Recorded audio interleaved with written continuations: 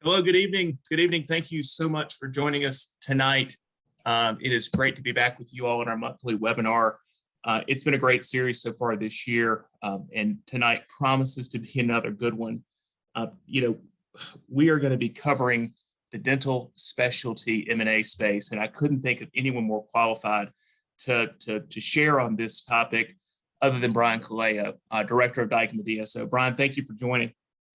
Well, Kevin, thanks so much for having me here tonight. It's, as always, just really great to sit down with you and talk about my favorite topic, the DSO and dental industry. I know. It's a common favorite topic for both of us. Well, before we get started, everybody knows the drill, but for those of you who do not, over the course of the conversation, Brian and I will just kind of be batting back and forth ideas, have a couple prepared slides for you. If you have questions that come up during the course of the evening, please drop your questions in the question box below, and we will certainly get to them if we have time. And if we do not, we'll circulate the questions to the appropriate parties and get back to you within the next day or so. But we want to make sure that everyone's questions are answered. We want this to, we believe in the power of information and want you all to be armed with all the information you need to make well-informed decisions. So just briefly here, again, I'm Kevin Cumbus, president of TUSK.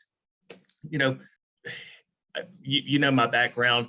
I'll just get right to introducing our special guest, Brian. Brian, what do you care to say about yourself and your team, just so everybody's aware of who you are and what you do? Well, I want to get to the information, but the 30 seconds is I'm the director of Dykema's DSO industry group. I've been in the dental space 27 years. Our group represents hundreds of DSOs across the country of all sizes, from dentist-owned DSOs to startups to big, large organizations. And pretty much I've devoted at this point, close to 100% of everything I do representing DSOs and other dental organizations throughout the United States. And that's a little bit about me and our group. Awesome. Thanks, Brian. I'd be surprised if we have attendees today that don't know who you are, but if you do not, hop on the website, do the research. They are the premier law firm in this space, and it's always a pleasure to have you on. Brian, I do not want to miss the chance for you to tell everyone about the conference that you're hosting this year out in Colorado.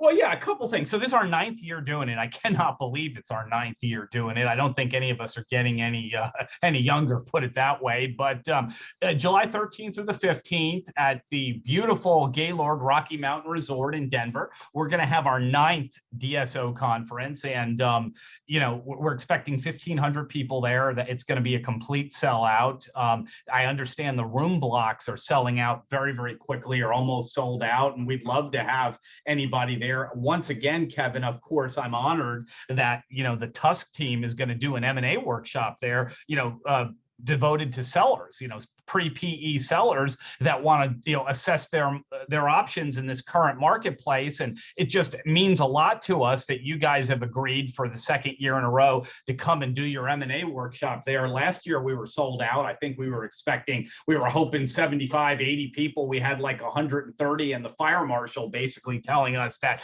we can't jam any more people into the TUSK workshop. So those that are coming to our conference, if you're a seller and you're interested in exploring your options in the marketplace, you really got to sign up for this workshop, because it's going to be sold out. And it's unclear, Kevin, what my ability this year is going to be to sneak people in through the back door. I know I went around you a little bit. Last year I snuck around you a little bit. You were like, we're all filled, we can't get anybody else. And I found a secret back door and snuck a couple people in, but I think they closed that loophole. So it's going to be real tough this year if you don't register in advance.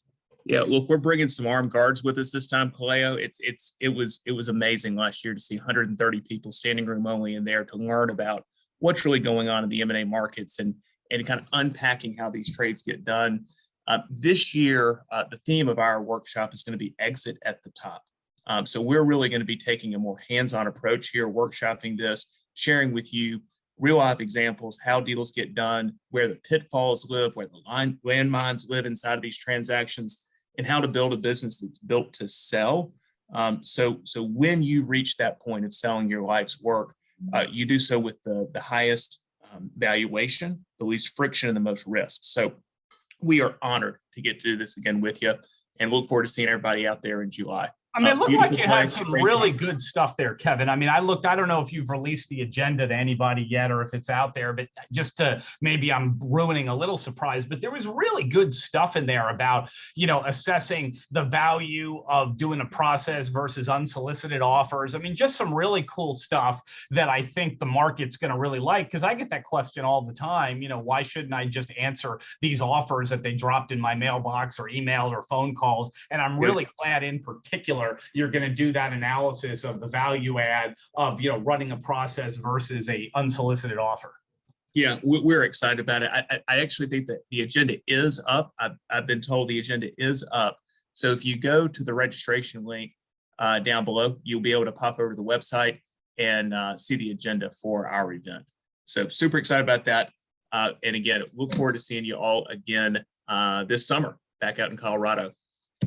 So I wanted to start tonight's conversation looking back over some recent comparable transactions as a jumping off point, kind of looking back at the deals that we've done recently. It's been a pretty wild couple of months.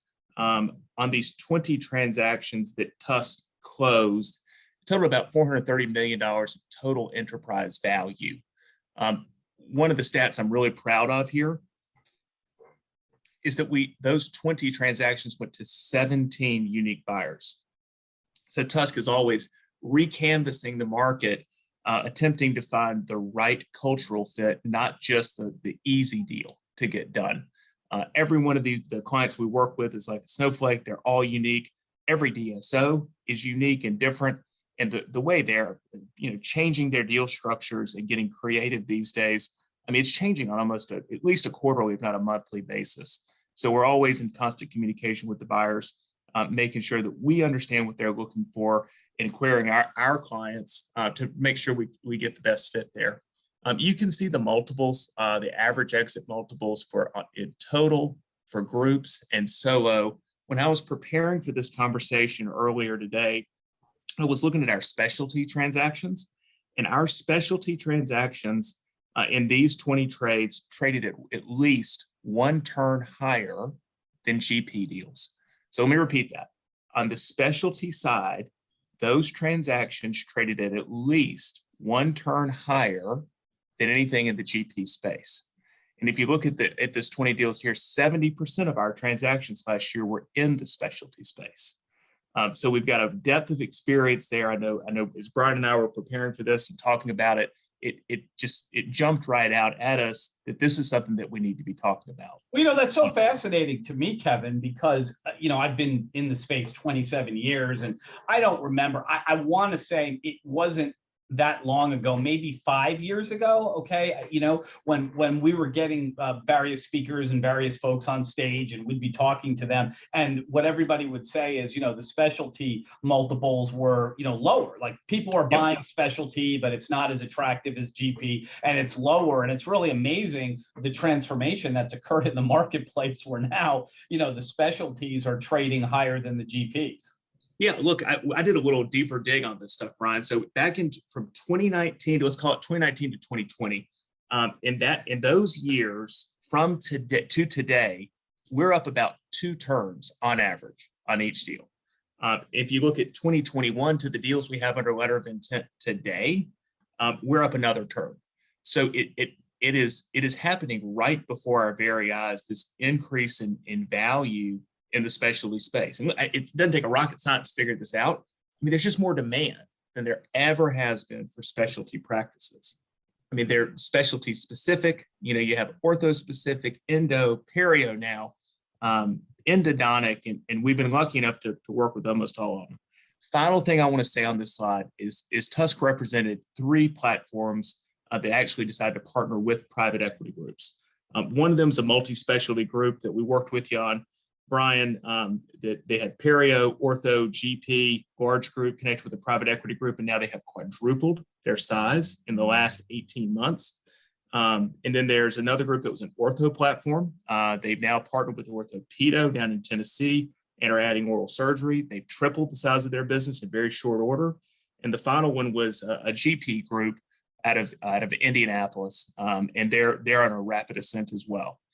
So I say all that to say, Those are just the three groups we worked on. And we know private equity partnered with a lot that we didn't represent as well.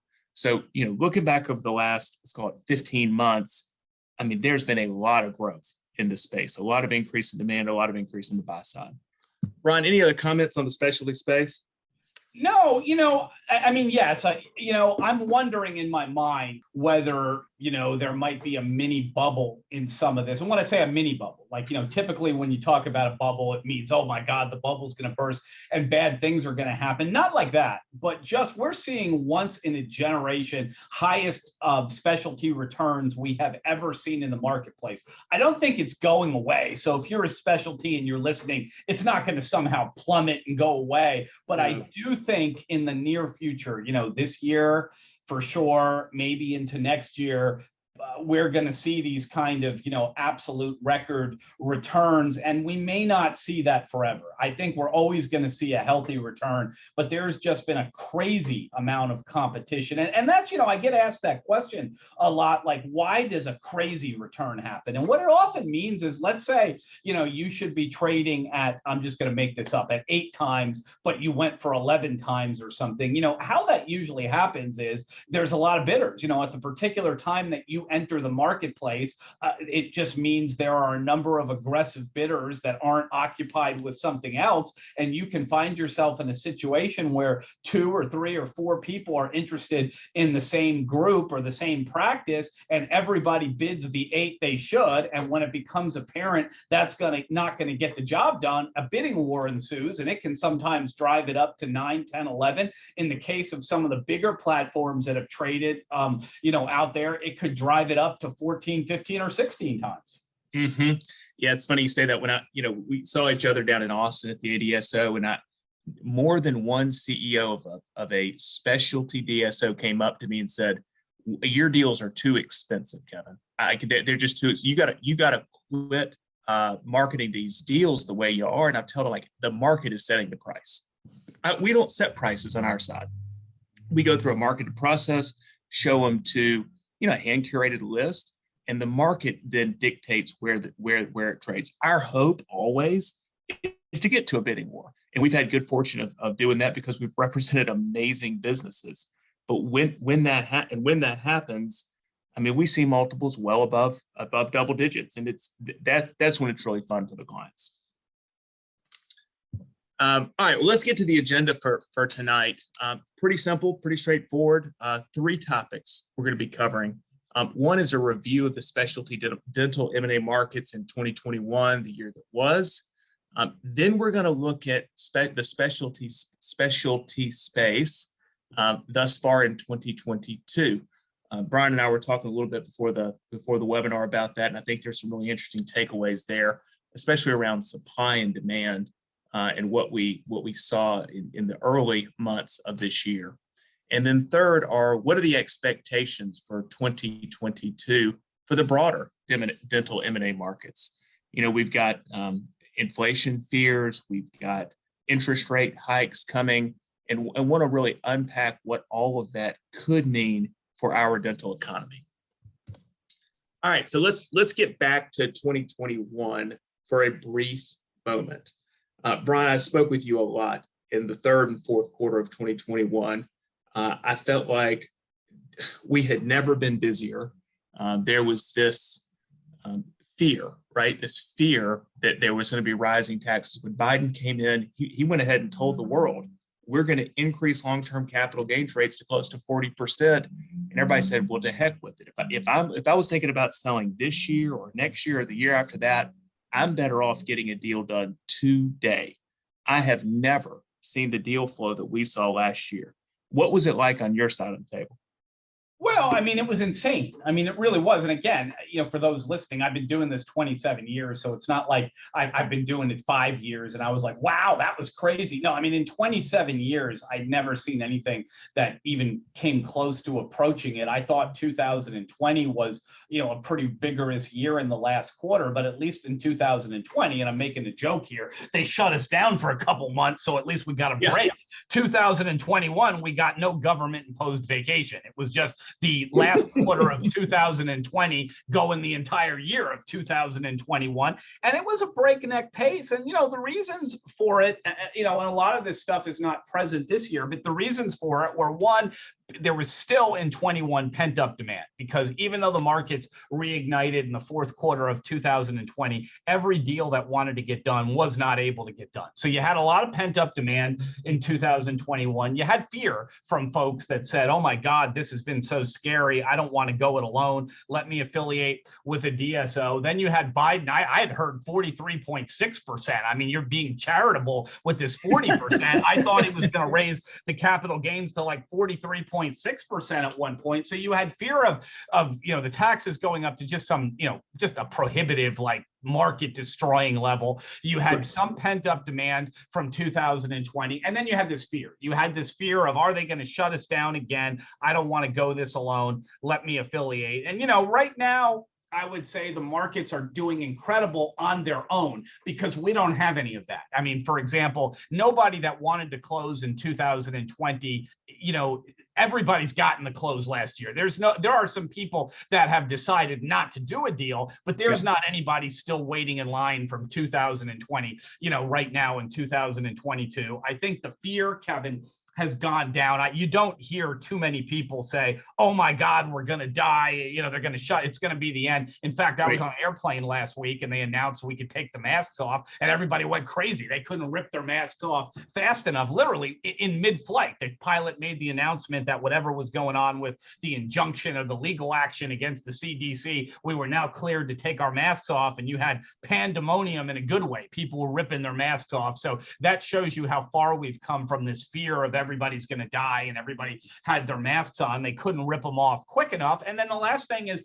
these capital gains have stalled. I mean, there isn't anybody talking about a 40% capital gains. I mean, they're saying at worst it would be 25, move from 20 to 25. But honestly, I don't even hear that right now. This is not a political show, but the approval ratings are not doing very well of this particular administration on tax issues. And because of that, you don't hear about them raising the taxes too much anymore.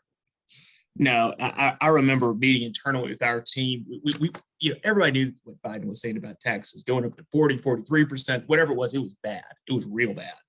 And we would meet internally and say, all right, when's the last time we can accept a client that says, I have to close this year? And it started with, all right, we'll shut it down in July. Then we moved it to August. Then we moved it to September. And then we signed up deals in October and even closed them. But it was with the caveat. Every client that came in said, look, I want you to represent me. I want to get my deal done, but it has to close by 12/31 at midnight. Otherwise, I'm not doing a deal. I mean, that was the sense of urgency that we saw on our side. Yeah, no, absolutely. And that led to, like, if we're talking about a little bit of 22, that led to a drought in January of 22 because everybody had to have their deal closed. In a normal year, I mean, we could say 16, 17, 18, 19. In those years, we might have, Kevin, and, you did too. I'll just say this, 30 deals slated to close, December 31st of that year or by December. And every year, just through natural market forces, we might close 19, we might close 10, 19 or 20 of them. And there would be 10 that would just naturally flow into January, February. So it would be a little slower, but there would be plenty of stuff to do in January and February because those deals that didn't close would just carry over and you'd get them done. Last year, absolutely not. Every deal, like we might have had 30 of them. I know of one that didn't due to some other stuff, but other than one deal carrying over, every other deal was literally like, we will never talk to you again, and we will throw eggs and shaving cream on your house if you don't close this deal by December 31st. So, we had to do it. So January and first couple weeks of February were kind of slow just because everything had to close by the end of last year because of this fear of tax increases and the other stuff. Yeah, so it was the same on this side. We'd never worked harder. We've never had more success for our clients, but man, it took a pound of flesh from all of us to get through last year. I know we were all ready for it because we did have that, as you say, federally mandated or state mandated vacation for a little bit. But I'm happy that we're on the other side of it.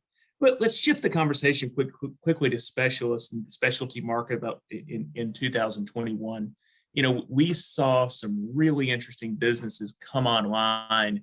Let's call it, what was it, 1819, with U.S. oral surgery, U.S. endo, and various other groups that said enough's enough. Oral surgeons, endodontics, and periodontists now have been left on the sideline long enough. We're going to build a business around them. And they were in their formative stages in 1819. 20 was COVID, but they did remarkably well. I mean, I remember looking back at deals going, wait a minute, like this is an oral surgery business. You're just south of DC and you're up in your collections and your EBITDA. When we look at the COVID impacted months, we didn't have to do COVID adjustments for these businesses. And I mean, it made the backers of those businesses look like the brightest people in the room. And I really think that drove a lot of consolidation in 2021. Dentistry's been, let's call it maybe recession resistant. But when the specialty space, in particular, oral surgeons and endodontics, proved that they were pandemic resistant, I mean, it was like, it caught on like wildfire. And those endodontists and oral surgeons are, they became aware of this and said, I want to shop the market and I want to see what it would be like to club up with someone else. Yeah, I mean, I remember talking to one of the managing directors or principals at a private equity sponsor of, one of those big specialty DSOs. And they were telling me in the midst of COVID, in the midst of panic, they were like, yeah, we're about 86%, we're down right. 15%. We'd prefer to get up a little bit, but, we're doing okay. And they were contemplating closing deals. Like, I think, everybody else, the market's kind of shut down for about 3 months. I think the specialty market shut down for about 4 or 5 weeks, and then they were back in business. Yeah, it was a unique time. We were closing; those were the deals that we closed most quickly coming out of COVID, and then you had the big recaps here at the end of the year, where now we've seen proven economic returns from some of these specialty businesses, and a lot of new entrants start to flood the market. And it started at the end of 2021, and it certainly continued this year. What's going on in specialty is really exciting, and maybe they deserved it. They were sort of the redheaded stepchild of GP for a long time, and it's I don't know. It's good to see specialty sort of coming into its own. I think GP is strong, will always be, but it's kind of neat to see specialty coming into their own here. Yeah, I agree with you. So with all these new entrants coming into the market. Buyers in the space, started to do what GP DSOs have done for a long time. That's go direct to the buyers, and try to get some unsolicited deals done. And look, can't blame them at all for that. The name of the game here is buy low, sell high, and enjoy the arbitrage. But we had a sizable number of groups come to us with offer in hand. And just for fun, I looked back at some of those and wanted to share with you some of the things we saw. Just in the last 15 months. A 2-location ortho group came to us with an offer in hand. We took them through a process and increased the offer by 45%. A 6-location oral surgery group came to us with an offer in hand, took them through a process, a pretty broad process, brought 4 letters of intent to the table, and increased their economics by close to 100%. And then we had an 8-location pedo ortho group come to us. They'd received an offer previously that they liked. They kind of liked the group. They thought the economics were all right. We took them through a process and increased the offer by 51%. Brian, this is the reason those CEOs of DSOs came up to me and said, we're tired of you increasing the prices, right? Because they would have loved to pick up these practices and groups at much more affordable prices.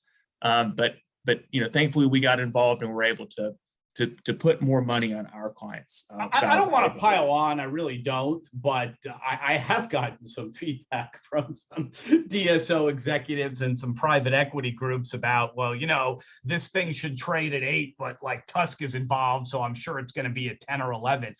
So I have heard those comments, Kevin. I guess it's a compliment to what you're doing to add value to the sellers, but I didn't want to pile on, but I have heard a few of those comments out there. Well, look, it's all part of it. It's all part of the job. It's all part of the job. It's been a lot of fun this past year. So let's talk about where we are now. So we get through 2021. The closing bell rings at midnight. As we've already said, a lot of the deals got done. What did you see more deals than anybody?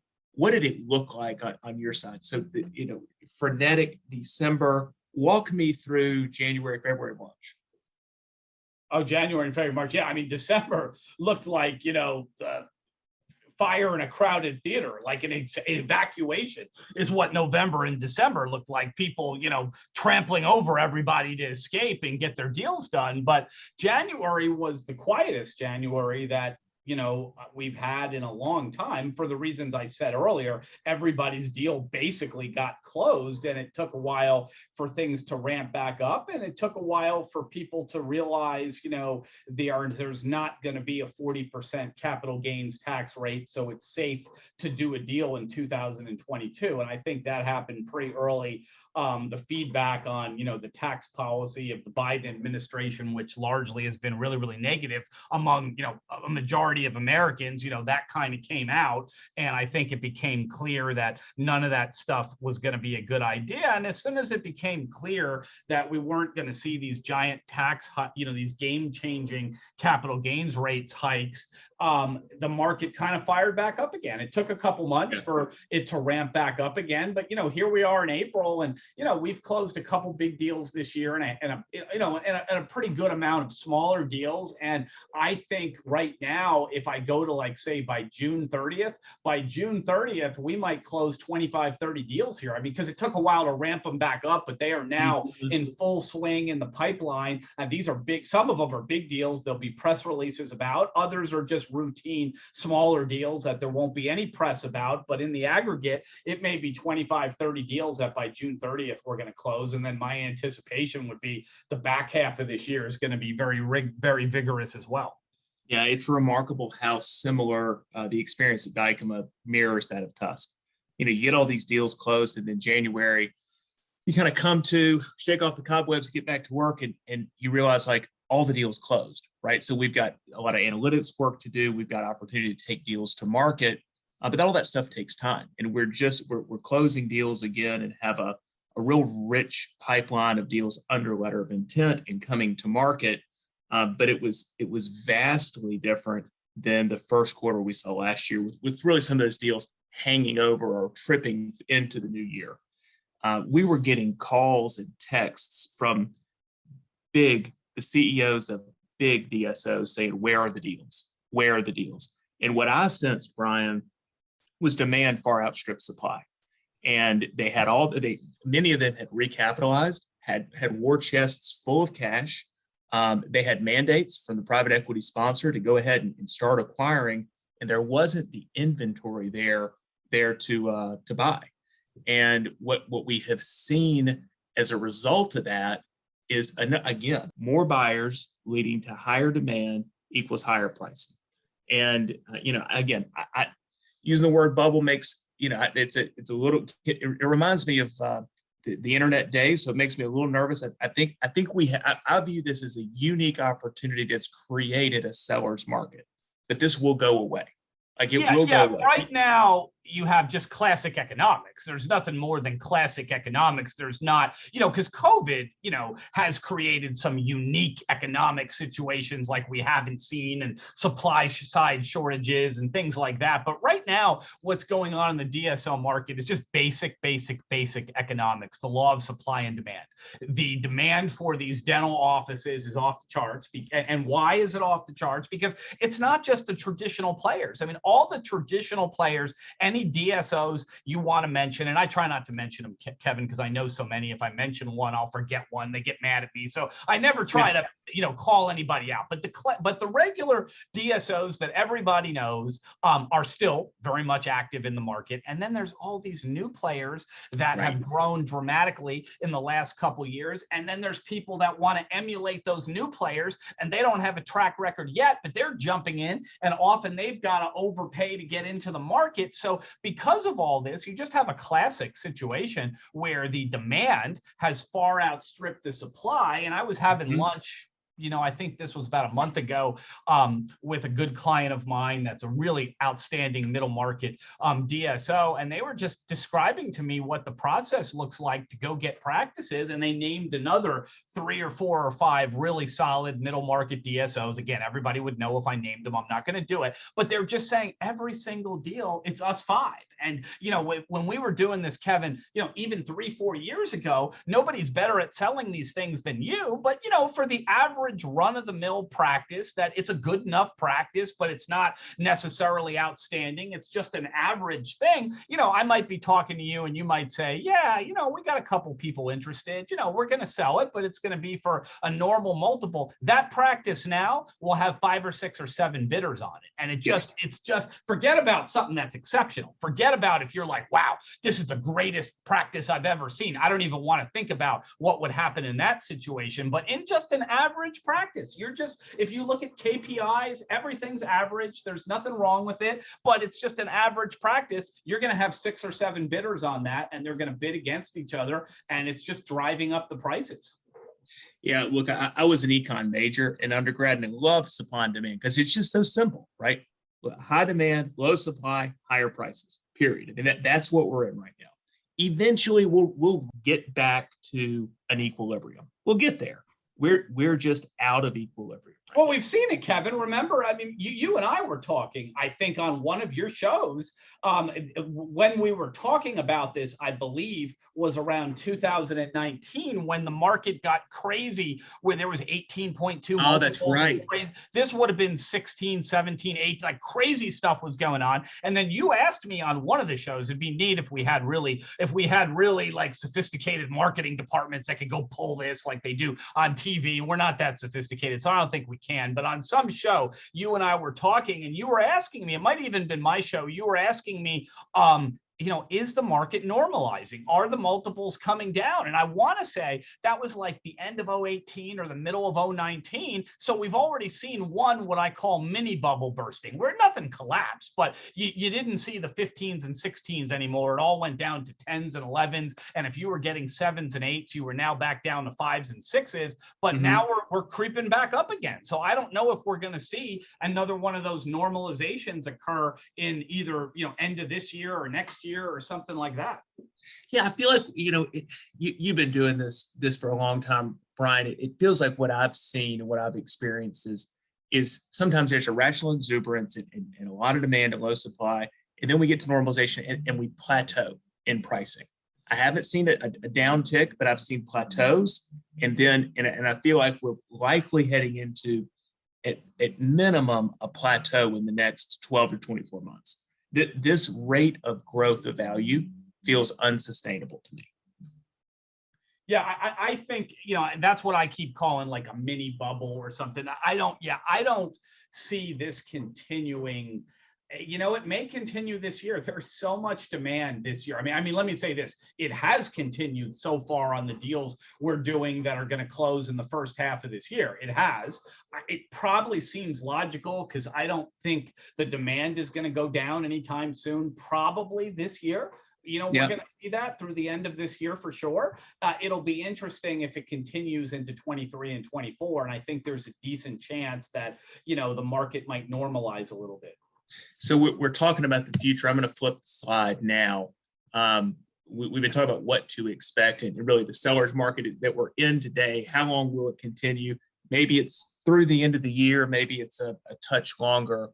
But something that is on everyone's mind right now is rising interest rates and the cost of capital. And I had the privilege of talking with a banker earlier today about this. And he's like, look, the cost of capital is going up, no questions asked. And what used to be fixed rate debt is likely going to be migrating into variable rate debt.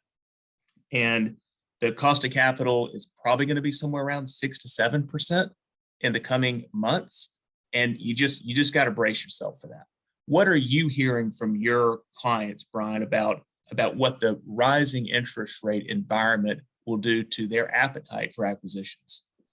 Well, there's a lot of interesting points to be made there. The The first one I'll say is, I think the cost of capital is going up. I talk to a lot of the same bankers you do, Kevin, and they do tend to think that. They do, but here's the wild card.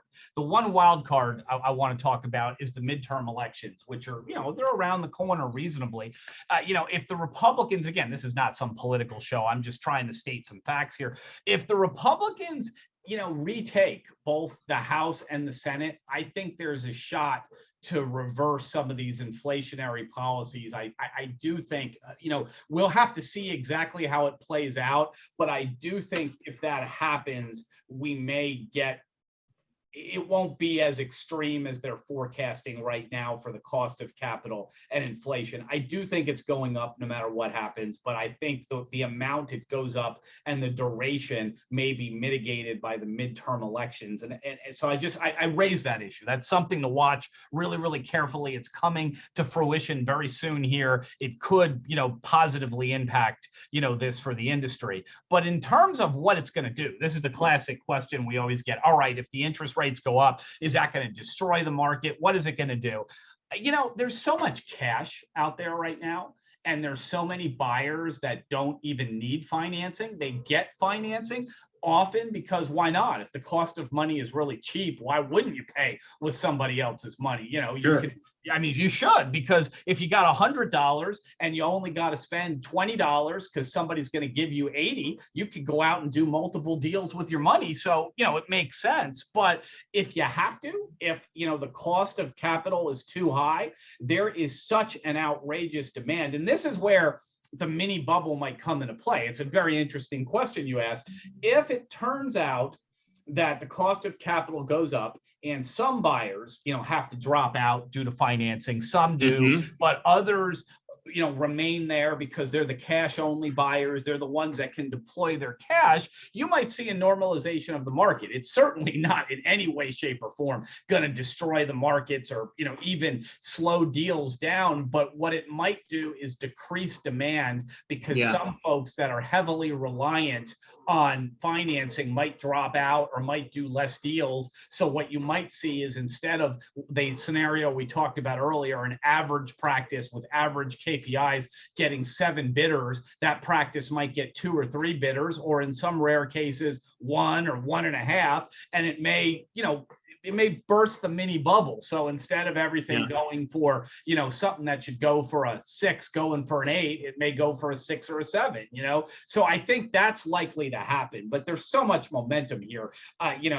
There's not, I don't even want to talk about horrible things. It would take, like, you've been watching, Kevin, this Ukraine situation, it would take some type of nuclear war or just some horrible thing to slow this market down to the point where you can't get deals done. I don't think that's realistically going to happen, but it might decrease, the demand, and it might normalize it a little bit. Well, you bring up a really interesting point there, right? So if I'm a DSO, private equity backed with a lot of leverage, and I'm running it 5 to 6 times or higher with respect to leverage, and I've got some pretty tight restrictive covenants around with my lender, and all of a sudden cost of capital goes up, it will certainly slow down my ability to acquire. Right. And that's going to be a conversation they're going to have with their lender. And as it slows it down, the number of buyers decrease, and this could lead to the normalization. Maybe this is really the canary in the coal mine that we need to be looking at as an indicator of what demand might look like in the months and years to come. It is. And thank goodness, there's so much demand. There's too much demand now, arguably, and thank goodness, because when then these headwinds happen, it won't destroy the market by any means. Right. It'll normalize it, and the normalization, by the way, will be less for the smaller practices, right? The big groups that are going for 16 now, they may go for 11 or 12. And that's really significant. That's very unfortunate. But if you're just an average solo or small group, and you were, you had a chance to go for a 7 and now you're going to go for a 6, it's a little disappointing, but it doesn't destroy your whole financial plan. That's right. And look, I'm okay with a little bit of frankly, tampering down, right, and cooling off. We want to make sure the businesses that are being built are built to last and built to be here, not just gobbling up additional EBITDA on different additional locations, just to make that next turn. So the interest rate environment will be something that we all keep our eyes on, I know, and I fully anticipate doing a summary with you at the end of the year to see what the impact was. So Brian, I was also in the bankers I spoke with, they all mentioned an inevitable recession. They said their earnings calls, their chief economists were all talking about an inevitable recession coming our way. Yeah, but remember, dentistry has been virtually recession proof.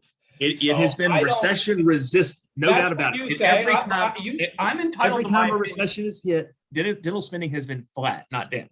Flat. Right. Well, I'm entitled to my opinion. You got me on here. You're entitled to yours. I think everybody heard you say resistant. I say virtually recession proof based on what I've seen from, you're a little younger than me, based on what I've seen during the dot-com crash in 2000, what I saw during the subprime mortgage crisis, what I saw during the carnage of 2020 when they shut the offices down. I mean, I think it's virtually recession proof. If you want to say resistant, okay, fair enough.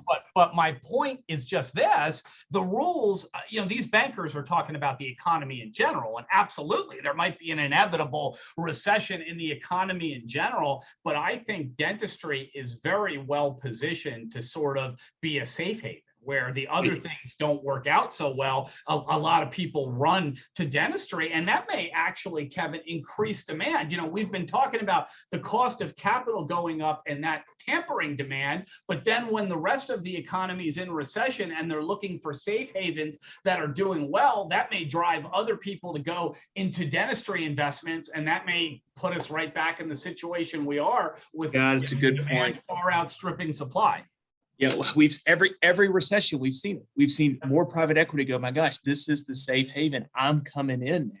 You are absolutely right. I had not kind of looked that far into the future, but that could very likely be the outcome here. But again, I go back to the midterm elections. It's one possible outcome. I mean, we don't know if we're a supercomputer running scenarios. It's still indeterminate. Or what is it, Kevin? When they tell you the weather, is that tornado going to hit or is that hurricane going to hit? When you're 10 days out, they're like the margin of error is 50-50. When you're 1 or 2 days out, the margin of error is like 10 or 20% because they've got it. We're 50-50. We're still a little far out on our model, but depending on how the election goes and who takes over both houses of Congress and what policies start to get enacted there, you may see some mitigation of this. But I think a lot of this recession talk has to do with the news that the economy actually retracted in the first quarter of this year. It has to do with, some of the uncertainties around supply chain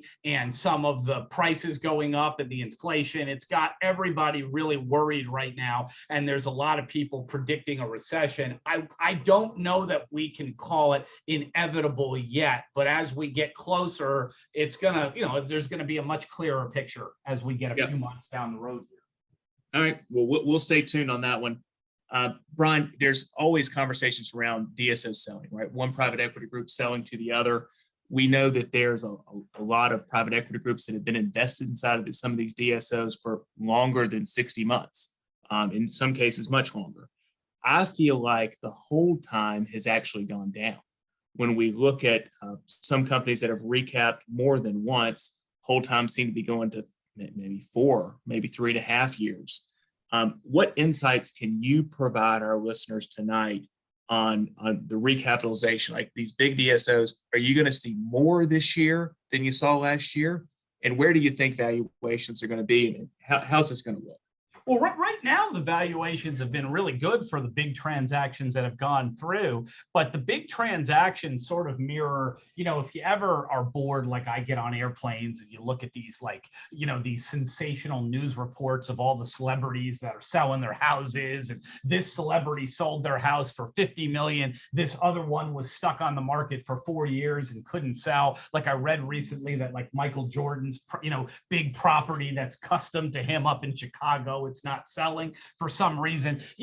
Big DSOs are a little bit like that. If everything falls into place, you'll find a buyer immediately. You could sell in 3 or 4 years for a really good multiple. But some of them, because the buyers, the pools of buyers for the billion-dollar DSOs or the very high million-dollar DSOs is not the same. Just like with celebrities selling their houses for 20, $30 million, the pool of potential buyers is not the same. If you're selling your house for $400,000, you might have 50 offers in the first 10 seconds that it hit the market. If you're selling your house for $30 million, you're not going to get 50 people showing up in the first 30 seconds. So what you're seeing with the big DSOs, it's a case-by-case basis. Certain ones that have done everything right, they go to market, people jump on them, it's gone. Others, they test the waters with the iBankers and they go on market and they don't get the valuation they like and they pull it off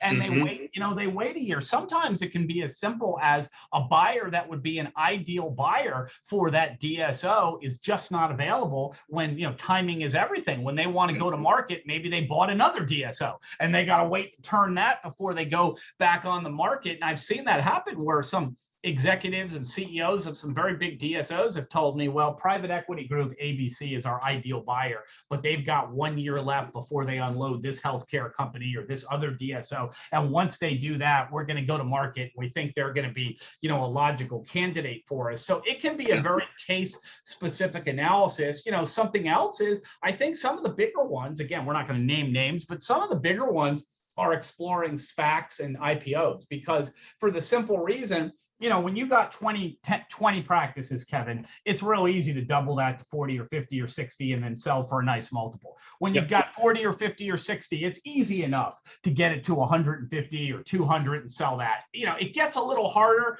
but when you're at 200, yes. Can you get it to 400 and sell? You can. It takes a little more time, but you can. When you get to 1,000, to get to 2,000, I mean, it's not easy to get to 2,000. And sometimes an IPO or a SPAC might be the best way to realize the return you want than taking the organization from 1,000 to 2,000 or something, just because you've hit such a particular level that it's really hard. And the good news for the dental industry is it's small. Out in the real world where corporations are being bought and sold, Burger King and McDonald's and Apple and Samsung and American Airlines and all these big companies. They're 20 billion, 50 billion, $100 billion. The biggest DSO you and I could think of today, I mean, what would it go for? $1.5 billion, 1.6. I mean, the deals are relatively small compared to the regular public markets that are out there. So if they start to become IPOs and things, there's a lot of runway to realize value. Yeah, I felt like this was all the chatter at the ADSO. This year, it was everywhere I went. Everyone was talking about it. What does this look like? And, I remember, I've heard the stories of VCA going public and then coming back private. We know the stories of the Canadian DSOs that are public today. I'm tracking that stock on a daily basis now to see how it's performing in the market. If you, we kind of have a bet over here about when we're going to see one. When do you think we're going to see the first publicly traded DSO on a U.S. exchange, Brian? Yeah, I mean, this is a guess. I mean, you could argue that we have seen one. I mean, Smile Direct Club went. Okay. So, we've already had one. I know they're a very innovative telehealth platform. So people don't often, maybe think of them when they think of DSOs because they're thinking of traditional brick and mortar. But we already have one, to be frank about it. But if we're talking about, a traditional brick and mortar model out there, that went public, it's a guess, but I think in the next year to 18 months, we may see it. I really do. Yeah. I don't think we're going to see it. Like, there were some rumors at ADSO, like, are we going to see it now? Is it happening? I don't think so. We would have heard it if it was going to be like an imminent announcement, I think. Now watch, there'll be a press release tomorrow. Right. I don't think so. I really don't. I think a year to 18 months is what I think. It takes time, right? And the markets right now are a little shaky. It would be a little bit of a treacherous time to take a new business public at this point, but it does feel like the writing's on the wall for an IPO of a traditional brick and mortar DSO in the next 12 months is kind of where And if I was doing it, if I was, and I don't have any inside information, just to be clear, because I don't either. I don't either. Public markets, you got to be careful. I don't have any insider information at all. But if I was trying to do that, I wouldn't want an acute artificial event like, say, the Ukraine war or something to derail it, or not to derail it, but to minimize the value. If I was a CEO of a very large DSO and everything was looking great headed into 2022, and I was contemplating maybe doing something in the first or second quarter of this year, and then all of a sudden, this Ukraine war happened or something, and everybody's nervous and the markets are jittery and they're going down. If it was me, I honestly would postpone it a year. I would hate to see, what you hope is going to be a temporary short-term event like this war, derail your ability to achieve maximum value. So I don't have any inside information. I don't know if that has anything to do with it, but given what's gone on with the Ukraine war and the jittery nature of the markets, it wouldn't surprise me to hear that people have postponed their plans for a year or are holding off. Yeah, I couldn't agree with you more. I could not agree with you more. Brian, this has been awesome, man. I love chatting with you about this stuff. It's great information. It's great knowledge. There's the historical factual piece of this. Then there's really what is happening today, and then where do we think the future is? And I love your analogy about the weatherman saying, I can predict pretty well what's going to happen 3 days from now. 30 days is a little foggy. In 3 years, who the hell knows? And in the business we're in a rapidly consolidating healthcare space, news changes quickly. So every time we have you on, it is a wealth of information. I just can't thank you enough for your time, and thank you for joining us tonight. Well, Kevin, it's always a pleasure to sit down with you. I hope it would be fun to do this at the end of the year or at some point, because we talked about so many things today that are they're in flux. They could go either way, and it'll be real interesting to see the way they in fact go. So hopefully we get a chance in some form. I don't know if it's my show or another one of yours to sit down and do this again before the end of the year.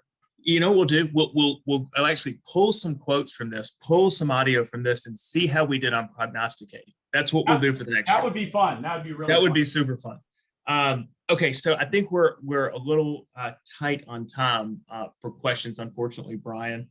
But there was one that kept popping up that I think is worth bringing up while we're still on tonight.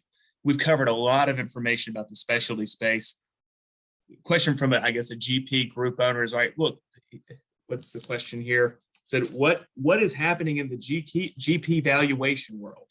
I mean, I can speak a little bit to that first, and would love to have you do the same. I mean, demand is demand. And just because there's newfound specialty demand does not mean at all that the demand for GP groups and great practices has gone down. That demand side has grown as well, and we're still trading deals in the GP space at higher multiples today than we were a year ago. So the demand is still there, but right now, specialty is just trading slightly higher. So that's been our experience. What about you, Brian? Yeah, I mean, let's let the specialty have their time in the sun here, okay? Because for all these years, specialty was second place to GP, and they had the lower multiples, and I'd get all these specialists approaching me at DSO conferences. Why can't we get those multiples? Why are we lower? I mean, let's let them enjoy their time in the sun here, but it by no means, reflects that, there's any problem with GPs. GPs have been, sort of like milk and bread and gasoline. I mean, they're just a staple that you have to survive. And they are trading higher than they did last year, and they're going to continue to trade higher. So there's no problem at all with the GP market. It's just specialty is getting their time in the sun here. I don't think it'll last forever. I mean, specialties will be able to trade forever, but will they get these once in a generation multiples forever? No, probably not, but let's let them enjoy their time in the sun here. Great.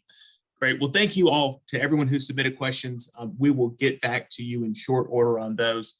Before we go, just one more reminder of the ninth, and it's incredible, the 9th annual definitive conference for DSOs at the Gaylord Rocky Resort out in Colorado, July 13th through 15th. The link for registration is below. This is Brian. This is your team. Any preview you want to give us about the conference itself? I haven't seen an agenda yet. Anything you want to share with the folks who are listening tonight? Yeah, I will. We've got some really cool things. We've got 2 celebrity speakers, which are going to be incredible. We've gotten so big. We now have 2 celebrity speakers. We've got the awesome band from last year is going to come back after the unfortunate. I don't want to talk about it, but the unfortunate issue with the fireworks.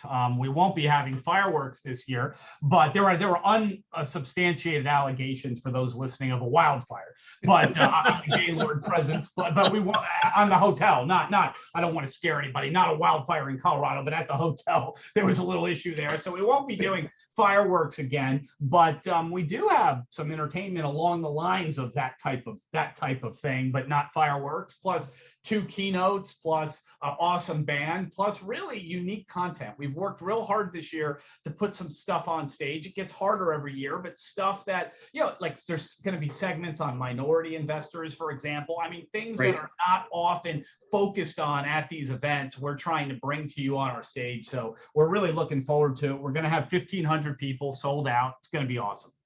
That's great. So we're right before you. Thank you for the opportunity to get to host our M&A workshop on that Wednesday. We couldn't be happier to be doing this. Loved it last year.